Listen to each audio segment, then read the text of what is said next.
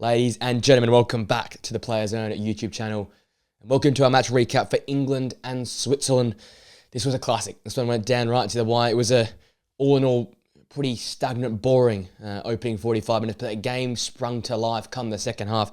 We had chances galore at both ends. We had blinders, world-class finishes at either end of the pitch. Some great build-up play, a very tough Switzerland side going up against an England side trying a new system, and it was just, all in all, a very entertaining game come the end of it, and obviously had to be decided by penalties. It seems like the common trend so far in these quarterfinals is they go all the way for most of these games, and in the end, England came out on top. Let's run through the game play by play before we talk about some of the key themes of it. As the first half was quite boring. There was not many opportunities. The only thing really to talk about is Saka's continue running down that right-hand channel. He started on the right, not the left. Kieran Trippier starting this game at the left wing-back. But Saka was basically playing as a right winger, very high up the pitch, and had the beating of Abisha quite consistently. 2 or 3 runs in behind him, spinning in behind him, and trying to get balls into the box, which Harry Kane or Phil Foden or Jude Bellingham weren't there in time to get in the box. I was a bit critical of Harry Kane. I think rightly so. He has yet to really do the number 9 role so far in this tournament. Yes, he scored a good goal early in the tournament, but I just think as a number 9, you've got to be in the box those chances. You've got to be high up the pitch, pressing the defenders, occupying the defenders, and he's yet to do that at all this tournament. I thought last night would be a great opportunity to, considering they're playing the more progressive football England, but he didn't quite do that. And to be honest, the first half was a bit of pragmatic football from both sides. Even the Switzerland side didn't play with that same pace and intensity we're used to them playing, especially how we saw them press Italy. It was nowhere near that style of football. So the one real big chance, probably Kobe Mainoo, when Saka skipped past Abisha, rolled inside, got the ball back across goal and towards an oncoming Kobe Mainoo, who nearly got his shot to test the goalkeeper, but in the end, it was Granit Xhaka to nick the ball away and get it behind for a corner kick. But that was probably the biggest chance of the first half. Outside of that, very, very stagnant and a lack of real opportunities for either side. And I think, it was a sign of both teams that are filling each other out. Both went with the 3-4, 3 at the back, the 4 in midfield with a sort of 2-1 style with 2 sort of number 10s and a central striker. Obviously, Switzerland's a bit more dynamic, but England basically went with 2 10s and Harry Kane up top. So I think both teams sort of filling each other out, how each system was going to work. England, very pragmatic. They'd literally lose the ball and sit right back in. Same with Switzerland. They would chuck an early press on like the Vargas and Ndoye, but outside of those two, there was no press. It was all sitting in quite deep. It was allowing England side-to-side movement, but no team was really about to break through the lines or use some pace or use the width to their advantage. I think Switzerland was sort of playing at 6 out of 10. I sort of said it in the live stream. If they could lift 1 or 2 out of 10 sort of performance here, they could get in here and really cause England some problems. And that would be the theme of the second half. They come out the second half much the better side. They sparked to life. The 51st minute was when they got our first shot on target. Brilliant Bolo rolled the ball into. He spun past Enzri Konsa and got a real scuff shot on goal. Quite easy for Pickford to pick up, but it was a positive sign. Remy Freuler getting on the ball, feeding the ball into Mbolo. Mbolo getting more touch of the football after having a really tough start to the game where he was basically chasing the ball, having to do hold-up play with no one around him. It was really, really tough for him in the opening 45, but got an early chance there, start the second half. That was a positive sign for Switzerland. They played with a bit more pace, a bit more direct, and they wanted to go forward. They used the flanks much better. Like Abisha getting more involved in Ndoye and Vargas for me were the 2 players that needed to lift, and they lifted here in the second half. The chance continued to keep coming. William Bolo got his head on the Ricardo Rodriguez ball in the 57th minute. By having to get clean contact in the end, Enzri Konsa sort of got a touch that took the pace out of the ball, and Jordan Pickford once again was able to make it quite a clean and easy take. But 2 chances in the space of sort of 10 minutes, and Bolo getting involved, it was a sign of things to come. From then, England struggling to get out their own half, sitting deeper and deeper, basically on the edge of their own penalty area yet again. The likes of Fabian Schär, Ricardo Rodriguez, Abisha getting further forward, using the flanks. At times, Rodriguez playing as a left back and Schär playing as a right back. It felt like how high up the pitch they were getting and how wide they were occupying those spaces. Mitchell Abisha as well had a really poor start of the game, grew into the game, got more comfortable in possession. He was still a bit of a liability defensively. The first time we've seen him exposed defensively, but he was doing much better going up the pitch and attacking and really keeping the England team accountable. And as I said, they were locked in their own penalty, in their own half and on the edge of their own penalty area for a long period of time. They couldn't really get out. There was the odd flurry forward with maybe Jude Bellingham or Phil Foden, but outside of that, they struggled to get out of their own half. They're defending for the majority of the second half. And it was about time that pressure showed. In the 75th minute, that pressure would show. Fabian Schär playing a superb reverse ball, finding Ndoye, who's running in behind. He was fantastic in the second half with pressing, running in behind, stretching the defence. He got into this ball, fantastic ball across the 6-yard box. And finally, Mbolo would get reward for all his effort. As I said, the first half he was doing donkey work, trying to chase balls, trying to hold the ball up with no one supporting him. And he got in the end of that Ndoye cross across 6-yard box, getting in front of Kyle Walker, and with his right foot, just a toe of it, toeing it into the back of the net to give Switzerland the 1-0 lead in the 75th minute. And I went crazy. I thought it was a chance here for Switzerland to do something with that and hold that lead and make it to the 90-minute mark. But it wasn't to be, because England made 3 massive changes. Luke Shaw, Cole Palmer, Eberechi Eze all came on, and they sparked a lot of life into the side. A team that hadn't ventured out of their own half for most of the half had all of a sudden got Switzerland camping on the edge of their own penalty area for the next 5 to 10 minutes there. It only took 5 minutes with Bukayo Saka being worked the ball out on the right. He had 3 or 4 defenders facing him, skipped past Abisha, inside once again, and a real classical Arsenal stereotypical Bukayo Saka effort arrowed in off the bottom left-hand post and into the back of the net to level the score. A piece of individual brilliance, and it was going to take that for England. They really were struggling in the second half. It will get forgotten about because of how well they performed, I guess, come extra time and the penalty shootout, how well they managed that. But they were really, really struggling, and it took a piece of magic from Bukayo Saka to break that game apart and to get an equaliser so quickly. And I think looking back at it in hindsight, yes, you had to obviously sit back to calm the troops down and try and prevent England getting at you counter-attacking wise. But I think they went so far, reverted the opposite way, Switzerland. I don't think they barely touched the ball after scoring. They sat so deep and allowed England to go side to side to side. And yes, it was a piece of individual brilliance, but if you're getting at them a little bit more and pressuring them, maybe you force them a little bit further back and that chance doesn't come about. Just felt like Switzerland was sitting there and just saying, we're going to guard the penalty box. And it took obviously a piece of magic, but if they're out and closing down space and closing Bukayo Saka, doesn't get those 3 to 4 touches to set himself and to hit that shot. But fantastic finish, by the way. And obviously sparked the game alight for the 3 Lions, got them going and got us in it to another extra time period. However, Ndoye could have won it later. It was a Fabian Schär cross. I think Mbola gets the first contact. I still get confused what happened. I think Mbola nicks it, and then from there, Ndoye couldn't get a clean header on it and just misjudged the ball. And then it fell to Zuba, and his effort went wildly over the crossbar. That was basically the last kicks of the game. So that then meant we went to extra time. From there, again, pretty stagnant through most of extra time. Both teams don't want to lose the game, so they didn't really go out to try and win it. Declan Rice, a long shot in the 95th minute, tested and stung the hands of Jan Sommer. Another stereotypical Declan Rice effort powerfully from outside the box. Bellingham could have scored in the 102nd minute, but Granit Xhaka and Remy Fowler in the way to take the pace out of the shot and make it quite easy for Jan Sommer to save. And then right at the end, towards the end of the game, is where Switzerland did the attacking work.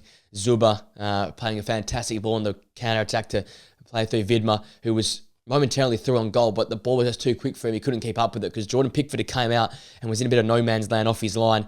I thought if there was a chance that Vidma can take it under his spell a bit quicker, he could have dinked the keeper and scored a historic winner for the Swiss side, but wasn't to be. And then the biggest chance of all came in the 117th minute.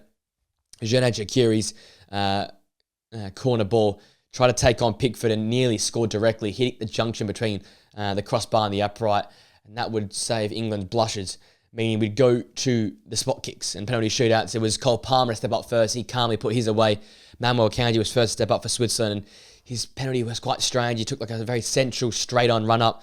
The shot was quite timid. He was almost waiting for Pickford to dive either way. Pickford held his line. There's all the social media info about on his bottle. It said dive left. He did go left. And Akanji's penalty was slow, timid, and very, very central and quite easy for Pickford to save. So he saved that penalty. From there, everyone was perfect, meaning it came down to Trent Alexander-Arnold with the 5th penalty for England. If he scored, they would have won, and he tucked that ball home into the side netting and made England would win the penalties 5-3 and going through to face the Netherlands in the semi-finals of UEFA Euro 2024. An interesting game, as I said, a game where England probably didn't play the better football across 120 minutes. I think the Swiss side probably owned 70% of that game. About around 70 minutes of the game probably is a better term for it. Second half, they're much better. Second half, extra time, they were much better as well. We're growing into the game through periods of the first half. I think the first half was a good sign for England. They were, had a lot of possession, a lot of territory, but still a lot of side to side and lacking that real ability to break through the lines. I think having Luke Shaw come on made a massive difference. You saw him overlapping, open up space for Eberechi Eze, Cole Palmer on that left-hand channel as well. Phil Foden down the middle was much better. I'll talk about him in a little bit, but he was much better down the middle. More touches of the football, making those spraying passes from the centre of the park work well over Jude Bellingham. Those two were just dropping in and dropping out in that number 10 role. For Harry Kane, I've been critical through him for the whole tournament, but he hasn't been good enough for me. I like what Declan Rice did. Not amazing performance, but just good enough for me. Kobe Mainoo, once again, fantastic. One of the few players at the start of the game that was driving the spaces, and Bukayo Saka was fantastic in this game. The only one willing to drive forward, the only one willing to create chance, and the only one that had a bit of quality and clinical edge in the final third. It felt like everyone else was quite blunt and quite boring and sideways and slow. Bukayo Saka and Kobe Mainoo were the ones taking that game on, so those two were fantastic. And it's a positive sign. That new system seems to have worked for me. It's not 100%, but it's sort of 70%. And I guess that's what you're going to need, I guess, versus the Dutch side. If you sit in versus the Dutch, they will piece you apart. There's no way you get through that game unscathed. You're going to sit back and be pragmatic versus the Dutch. They are a team that love their pro football. They love to attack. They love to throw numbers forward.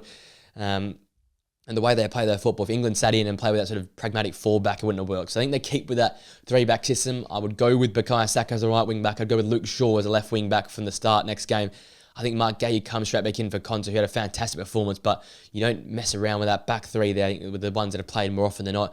Kobe Mainoo and Declan Rice are a fantastic midfield duo, and you've got to try and find a way to get Palmer in as soon as possible, because when he comes in, he changes the game. He's a silky dribbler, he opens up spaces, and makes things happen for the team, and I wouldn't be surprised, it probably doesn't happen, but I wouldn't be surprised if Antonio gets the start of a Harry Kane, who once again looked poor, looked sore, and there was one at the races in this game here.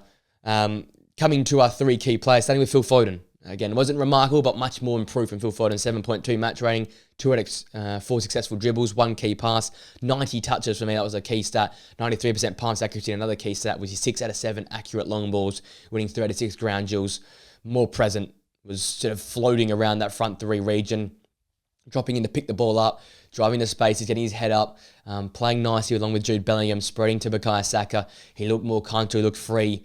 And you saw that as a result. His performance was a much more complete performance. He was more attacking. He's more of an attacking threat. He got the ball into dangerous areas. And you saw what Phil Foden had done for Man City this season, which was driving the spaces, open the game up, make things happen, make the game tick over for England, and did it at quite a successful level. So a really impressive performance from Phil Foden, something we'll look to continue to see how he tracks in the coming games.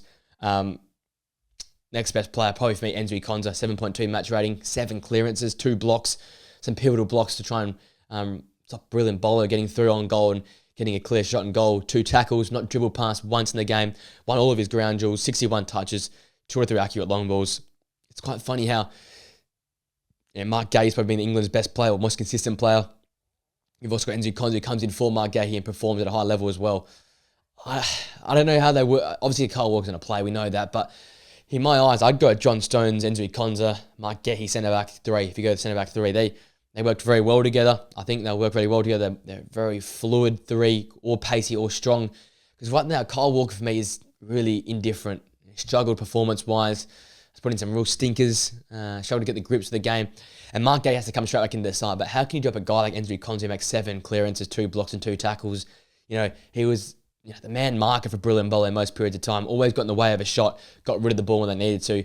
Calm enough on the ball. Made the right options in terms of passing and playing out from the back. I think it's going to be a big loss to lose him from this side. So, a fantastic performance, but just with the way that's all going to work out, it looks like Mark Gahey will just walk back into that side considering how good he's been. But a fantastic performance in his first England start for Enzo Konsa, and obviously the star boy wins player of the game. Bukayo Saka, 8.4 match rating. The goal, a great goal at that. 81 touches, 2 key passes, 3 accurate crosses, 4 successful dribbles, 9 out of 13 ground duels won, and also 3 tackles. Playing as that right wing back, basically a right winger. He drove at Abisha, caused him all sorts of problems. I haven't seen Abisha look so poor this tournament, and I think it was due to Bukayo Saka and his running and his skillfulness. And that goal was a piece of beauty. 3 defenders in front of him, skips past Abisha, dinks past the next 2, gets inside, classical Arsenal Bukayo Saka, and drills that ball off the post into the back of the net. That's just Saka at his best, and it did take a piece of individual brilliance, but that's what he can provide, and that's what he's got in his back locker. Always a willing runner. Him and Kobe Mainoo were the players driving England forward in the first half. Looking forward, getting the ball, driving into spaces, getting their head up, making the pass, playing quickly and getting England looking dynamic in the final third. He's just a different level to everyone else on the pitch at that point in time. So fantastic all-round performance from Bukayo Saka and deserving of the man of the match in that 8.4 match rating. With that being said, England make it through. They're into another Euro semi-final, back-to-back now, after beating the Swiss 5-3 on penalties. It was far from perfect, but much more improved. And that's what they're going to need to beat the Dutch, you think. More attacking football, more progressive football, and take it to the Dutch. They sit in, they do that pragmatic style yet again. You feel like the Dutch will exploit them and beat them off the park. But if they continue to play this style of football and continue to add a few more pieces and look more consistent throughout the game, they can definitely cause some problems for that Dutch side there. It's been a continual upward improvement for England, you feel like, at this Euros, and look like they're coming into the right form at the right time. With that being said, ladies and gents, if you enjoyed the video, smash a like on it, subscribe to the Players Own channel for more videos like these, and press that post notification bell so you know we upload our podcasts and videos here on the channel. Hope you have a great day today. Enjoy the upcoming football, and I'll see you guys on a video very, very soon. Till next time, guys. See you later.